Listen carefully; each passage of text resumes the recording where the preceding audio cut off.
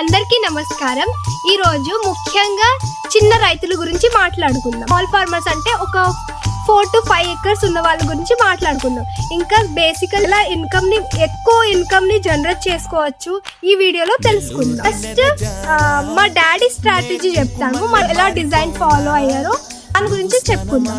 So first మాకు వచ్చేసి 5 acres పొలం ఉంది, 5 acres ఫీల్డ్ ఉంది.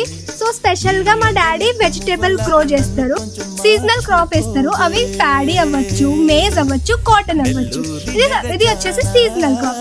కమింగ్ టు ద వెజిటేబుల్స్ 24/7 ఉంటాయి, అంటే 12 months కంటిన్యూస్ గా ఉంటాయి.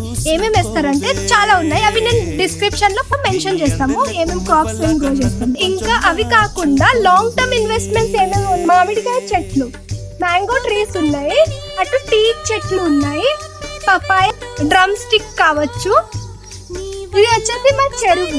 ఇక్కడ మేము చాలా రకాల ఫిషెస్ ని కల్టివేట్ చేయాలి. అంటే రైతులకి only source of income agriculture అనుకున్న వాళ్ళు ఇలా డైవర్సిఫై చేస్తే ఈ ఇన్కమ్ ఇంక్రీజ్ అవుతుంది. రైతులు బాధపడాల్సిన అవసరం లేదు.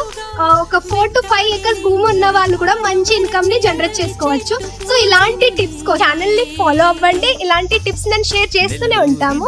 Thank you.